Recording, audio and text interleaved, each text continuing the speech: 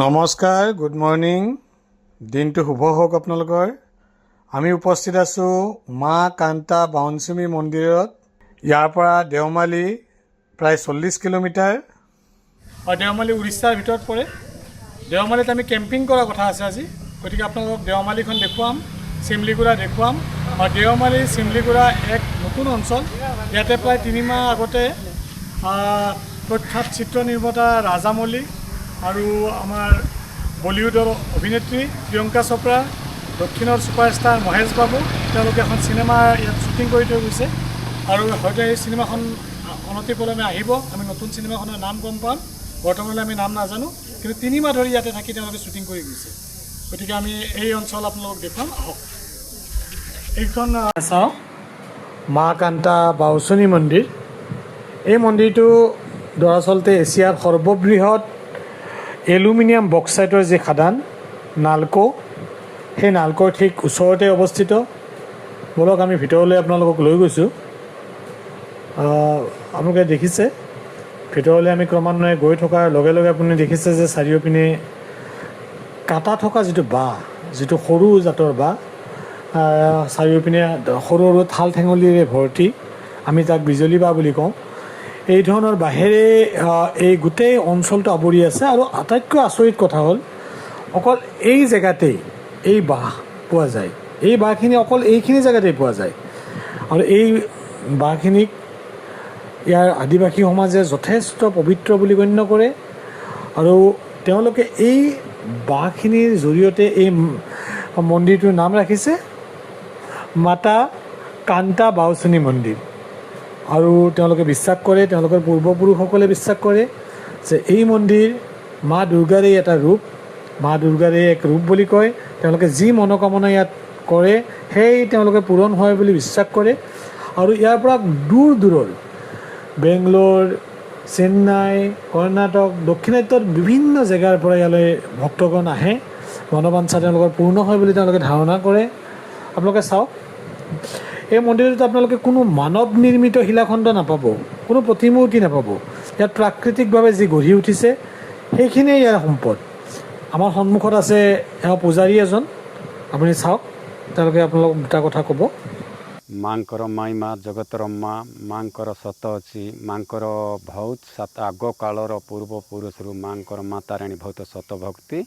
ଯେକୌଣସି ଆସିବେ ତାଙ୍କୁ ପୁରା ଭଲରେ ରଖୁଛନ୍ତି, ତାଙ୍କର କୌଣସି ଅସୁବିଧା ନାହିଁ, ତାଙ୍କୁ ଭଲରେ ଆକା ରଖୁଛନ୍ତି। ମା ଜଗତର ଭଜ୍ଞାନୀ, ମା ଜଙ୍ଗଲ ରାଣୀ, ମା କାଣ୍ଟା ବାଉଚୁମୀ, ମା ଦୁର୍ଗା। ये दुर्गा माँ का मंदिर ना? हाँ, दुर्गा माँ। ये कितना पुराना है सर? बहुत बहुत बहुत पूर्वपुरुषରୁ ଭଗବାନଟା। ये बहुत पुराना है। हाँ, बहुत पुराना है। तो उड़ीसा के लोग हाँ हाँ, ओडिशा का लगा माଙ୍କର ସତ ସମସ୍ତେ ଆସିଛୁ।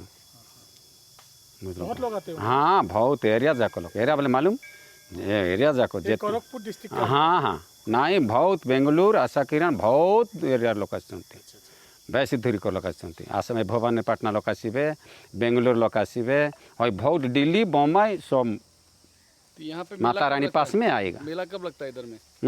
यहाँ मेला कब लगता है, कब भीड़ होता है ज़्यादा? भीड़ मंगलवार दिन भीड़ होता है। मंगलवार हाँ, मंगलवार दिन और नवरात्र में? शुक्रवार, हाँ भीड़ होता है। हाँ, भीड़ होता है। আমি ওলাই আহিলোঁ। ওলাই আহি এয়া দেওমালীলৈ যাত্ৰা কৰিছোঁ। উৰিষ্যা সাধাৰণতে খনিজ পদাৰ্থৰ বাবে যথেষ্ট বিখ্যাত। আমাৰ দেশৰ প্ৰায় 40% খনিজ পদাৰ্থ এই জেগাতেই হয়, এই পাহাৰবোৰতে হয়। আপোনালোকে যে দেখিছে, আমাৰ দুয়োফালে পাহাৰ আছে, এই ৰাস্তাবোৰ সেই পাহাৰৰ সাক্ষী বহন কৰি আছে। আৰু এই আমি ঠিক নালকৰ ওচৰলৈ ওলাই যাই আছোঁ। নালকৰ এই কাষৰে ৰাস্তা। ইয়াত আটাইতকৈ ডাঙৰ বক্সাইটৰ ফেক্টৰী আছে। তাৰ লগে লগে ইয়াতে পোৱা যায় ক্ৰমাইট, তাৰ লগে লগে পোৱা যায় নিকেল, মেংগানিজ আৰু আইৰণ। এই সকলোবোৰ আৰু তাৰ উপৰি আৰু বিভিন্ন আছে, এই মিনাৰেল ইয়াতে পোৱা যায়। দেখিছে, আমি অলপ কেঁচা ৰাস্তাৰে আগবাঢ়িছোঁ, পাহাৰৰ ফালে আগবাঢ়িছোঁ। এয়া ভিতৰুৱা ৰাস্তা, আমি মেপ চাই চাই গৈ আছোঁ। আৰু GPS মেপ ব্যৱহাৰ কৰিলে ভিতৰুৱা শ্বৰ্টকাট ৰাস্তাবোৰ পোৱা যায়। আমি শ্বৰ্টকাট ৰাস্তাৰে এনেকৈ গৈ আছোঁ, আমাৰ গাড়ী আগবাঢ়িছে। দেখিছে, এক সম্পূৰ্ণ কেঁচা ৰাস্তা, দুইপিনে পাহাৰ, এই পাহাৰবোৰেই খনিজ পদাৰ্থৰ ভাণ্ডাৰ। আমি গৈ আছোঁ আৰু আমি আজি দেওমালীলৈ যাম। দেওমালীত কেম্পিং কৰাৰ কথা, যদি সকলো ঠিকে থাকে আপোনালোকক আমি কেম্পিং দেখুৱাম। এয়া চাওক, আমি কাজুৰ গছ দেখিছোঁ। কাজুৰ গছ চাৰিওপিনে, ইয়াৰ পৰা কাজু সৰবৰাহ কৰা হয়। চাওক, আমিও দেখা নাছিলোঁ কাজুৰ গছ।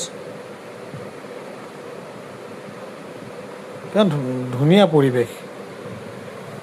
এই গছবোৰ কাজুৰ গছ। চাওক,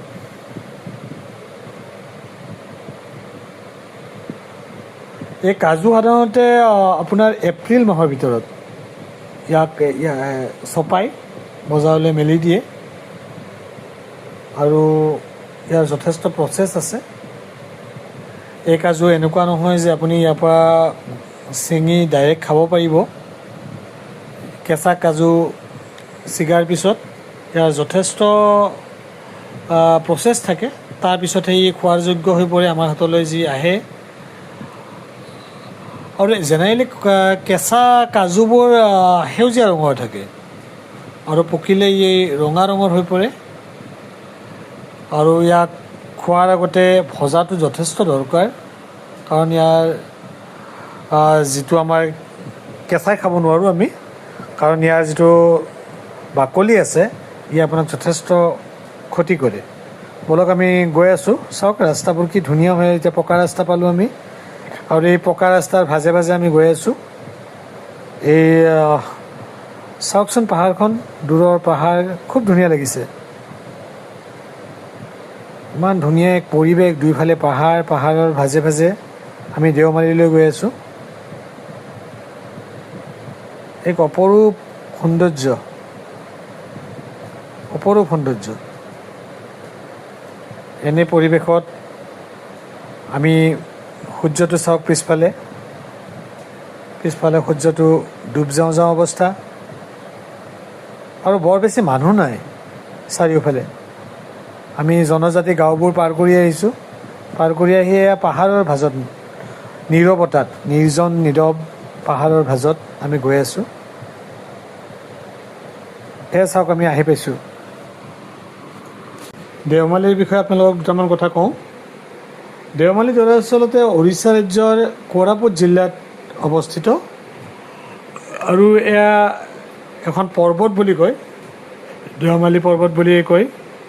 ই 1672 মিটাৰ ওপৰত আছে সাধাৰণ আমাৰ চি লেভেলৰ পৰা, আৰু উৰিষ্যাৰ এই আটাইতকৈ ওখ জেগা, ওখ স্থানত অৱস্থিত। আৰু ইয়াতে খুব ধুনীয়া পৰিৱেশ। তাৰমানে ইয়াক যদি আপুনি কয় যে স্থানীয় ভাষাত দেওমালী শব্দৰ অৰ্থ কি, ইয়াক দিব্য পৰ্বত বুলি কোৱা হয়। স্থানীয় ভাষাত দিব্য পৰ্বত বুলি কোৱা হয়, যাৰ অৰ্থ দেওমালী। দেওমালী শব্দৰ অৰ্থ হ'ল দিব্য পৰ্বত।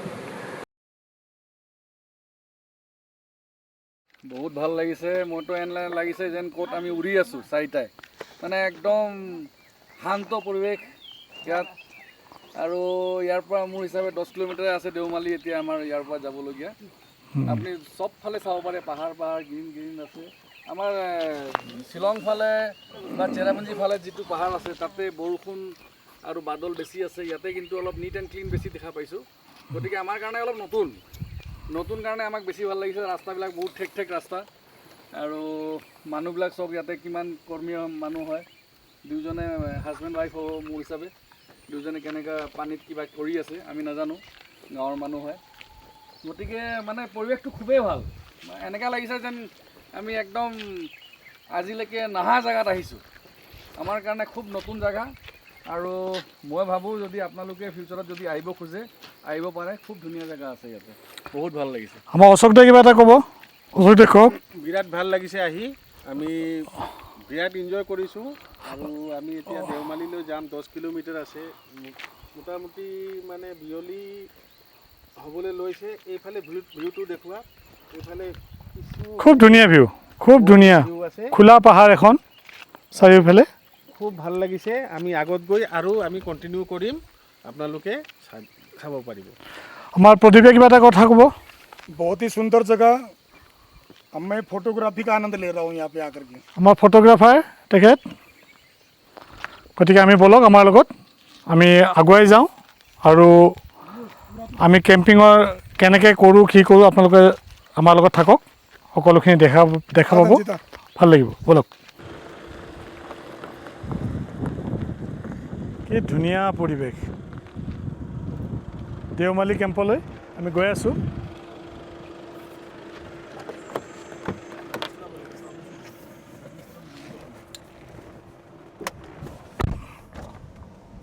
ये हम लोग कोई बाली गया था ना, बाली का पहाड़ से ही मिला था।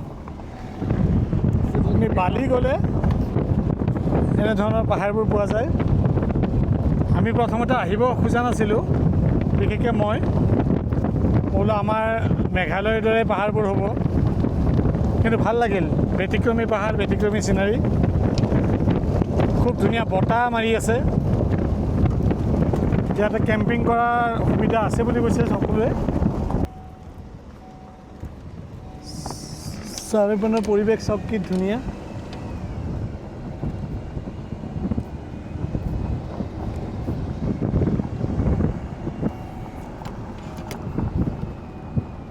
ইয়াতে এটা বস্তু প্ৰত্যক্ষ কৰিলোঁ, বাইকত প্ৰায় ৩-৪জনকৈ বহে আৰু ইয়াতে হেলমেট একেবাৰে নিপিন্ধে।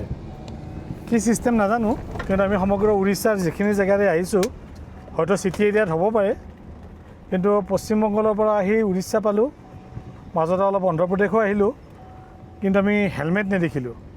আৰু এই 2-4জনৰ পৰম্পৰাটো দেখিয়ে থাকিলোঁ। 3-4জন এখন বাইকত, গোটেই পৰিয়াল আহে। এয়া আইন হয়তো অলপ শিথিল।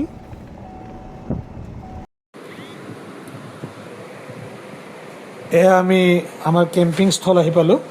গাড়ীৰ পৰা বস্তুবোৰ নমাইছে, অশোকদাই নমাইছে টেবুলখন, আমি সকলোৱে নমাইছোঁ। মই ভিডিঅ' অলপ কৰি আছোঁ, কিন্তু চাওক আমি সকলোৱে বস্তুবোৰ থান ঠিক কৰিব লাগিব, কেম্পটো পাতিব লাগিব। আমি 2017 চনত এনেদৰে ট্ৰিপত গৈছিলোঁ 1.5 মাহৰ বাবে। তাৰপিছত মোটামুটি আজি 9 বছৰ এই বস্তুবোৰ খোলা নাই, এনেকৈ পৰি আছিল। আজি আৰু এই কেম্প খুলিম, ইয়াত খোলাৰ সুযোগ পাইছোঁ। চাই যাওক, এইবোৰ মাল আমি ইয়াতে খুলিছোঁ। দূৰলৈ পাহাৰ চাওকচোন, কি ধুনীয়া জেগা, মুকলি জেগা, মুকলি আকাশৰ তলত।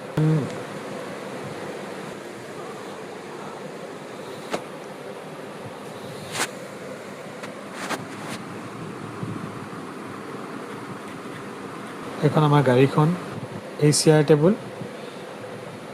এবাৰ এইবোৰ ফল্ডিং চেয়াৰ, ফল্ডিং টেবুল সাধাৰণতে ট্যুৰত ভাল ব্যৱহাৰ কৰা হয়। আৰু ইয়াতে আমি সকলো বস্তু আছে আমাৰ লগত, বনোৱা মেলা সকলো বস্তু আছে। গতিকে ইয়াত কোনো বস্তু আমাৰ বৰ বেছি সমস্যা নহয়।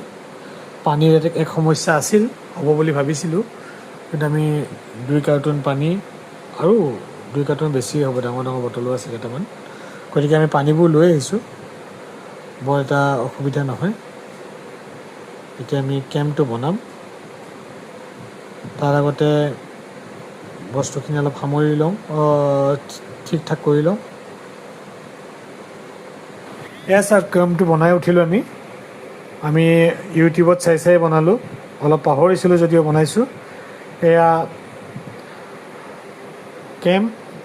এতিয়া আমি আমাৰ ভিতৰৰ সেই গদ্দাবিলাক ফুলাব লাগিব পাম্প কৰি। এইটো কেম্প চাওক চাৰিওপিনে। এই কেম্পৰ ভিতৰত আমি থাকিম আজি ৰাতি। ইয়াত যথেষ্ট বতাহ, বৰ কষ্টকে বনাব লগা হ'ল। 4জনে ধৰাৰ বাবে বনোৱা প্ৰচেষ্টাত আপোনালোকক দেখুৱাব নোৱাৰিলোঁ। এতিয়া এইবোৰ গাদ্দা পাম্প কৰি আমি গাদ্দাবোৰ ফুলাব লাগিব, তাৰে ওপৰত আমি শুব পাৰিম।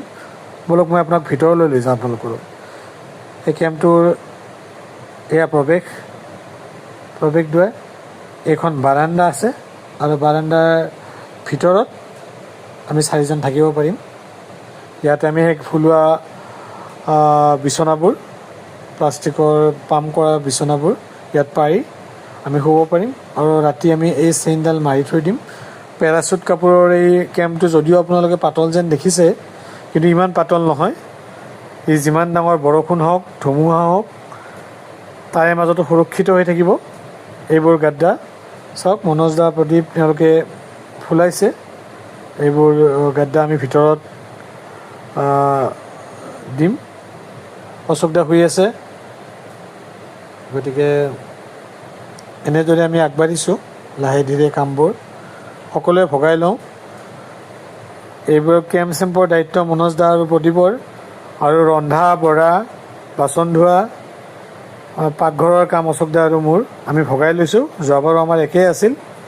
গতিকে বাহিৰত প্ৰদীপে যিহেতু গাড়ী চলায়, মনোজ দাই গাড়ী চলায়, গতিকে সেইখিনি দায়িত্ব তেওঁলোকৰ। আৰু খোৱা বোৱাৰ দায়িত্ব, ৰন্ধা বঢ়াৰ দায়িত্ব অশোক দা আৰু মোৰ থাকে। গতিকে এনেকৈয়ে ভগাই লৈছোঁ আমি। কিন্তু তাৰ অৰ্থ এইটো নহয় যে কেতিয়াবা প্ৰয়োজনত আমিও গাড়ী চলাওঁ, কেতিয়াবা প্ৰয়োজনত তেওঁলোকেও আমাক ৰন্ধা বঢ়াত সহায় কৰি দিয়ে। গতিকে নামতহে এয়া ভগাই লোৱা কথা। কিন্তু আপুনি ট্ৰিপত আহিলে এজনৰ ওপৰত নিৰ্ভৰ কৰিলে নহ'ব। প্ৰত্যেকজন ব্যক্তিয়ে প্ৰত্যেকটো কাম অভ্যস্ত হ'ব লাগিব, জানিব লাগিব। কাৰ কেতিয়া সমস্যা হয়, কাৰ কি গা ভাল থাকে বেয়া থাকে ক'ব নোৱাৰি। গতিকে কেম্পটো দেখুৱালোঁ। ভাল লাগিব যেন লাগিছে আজি ৰাতিটো। এতিয়া প্ৰায় 6টা বাজে, কিন্তু আপোনালোকে পোহৰ দেখি আছে। লক্ষ্য কৰিছোঁ আমাৰ অসমৰ তুলনাত ইয়াত বেলিৰ পোহৰ অলপ দেৰিলৈ থাকে, আৰু বেলি হয়তো অলপ দেৰিকৈ মাৰ যায়, পোহৰ আমি অলপ দেৰিলৈ পাওঁ।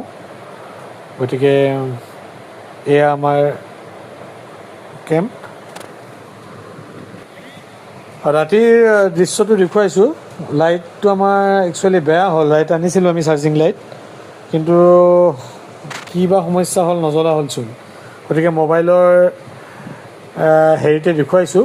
চাৰিওপিনে বৰ বেছি নাই। ওচৰত এটা পৰিয়াল আছে, তেওঁলোকেও তিনিজন পুৰুষ, দুজনী মহিলা, সম্ভৱ তেওঁলোকে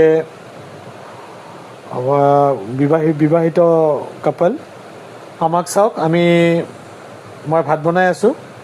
ইয়াতে কণী বনাইছোঁ আজি, কণী ভাজি কৰিছোঁ, এখন চব্জি, দালি আৰু ভাত। মনোজ দাহঁতে গান শুনিছে। আন্ধাৰত আপোনালোকক বৰ ভালকৈ দেখুৱাব নোৱাৰিম, কিন্তু ভিতৰত চাওক, আমি দুপৰীয়া যি আমি ফুলাইছিলোঁ গাদ্দাবোৰ, সেইবিলাক ভিতৰত আছে। আৰু এইবিলাক চাওক, ইয়াতে খোৱা লোৱাৰ আয়োজন, অলপ হাঁহি ধেমালি ফূৰ্তি মই বনাই আছোঁ। মনোজ দাই গান গাই আছে। নিজৰ মাজতে আমি অলপ ফূৰ্তি কৰিছোঁ। ফূৰ্তি কৰিব লাগিব, ফূৰ্তি নকৰিলে নহ'ব।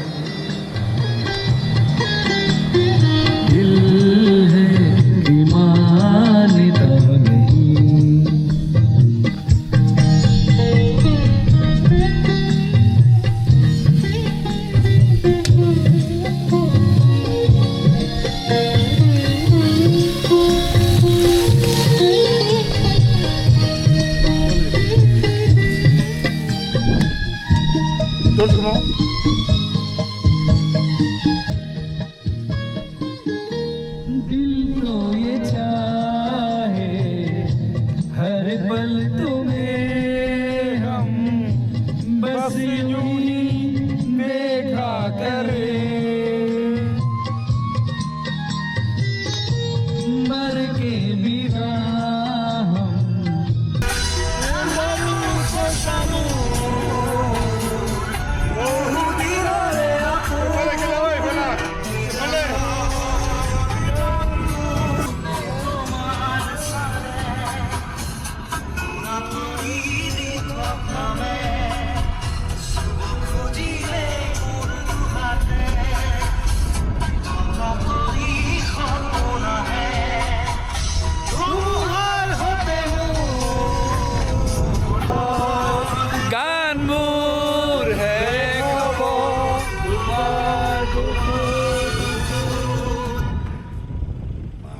মায়াবিনী মায়াবিনী ৰাতেৰ বুকুত দেখা পালো তোমাৰ ছবি গুড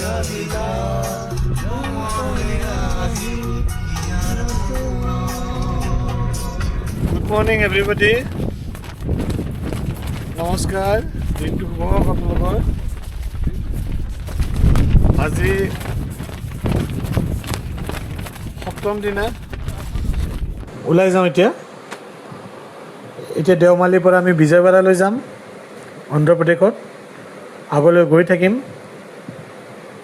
যদি আপোনালোকৰ এডভেঞ্চাৰিং মন এটা আছে তেতিয়াহ'লে এবাৰ আহক দেওমালিলৈ এক অবিস্মৰণীয় অভিজ্ঞতা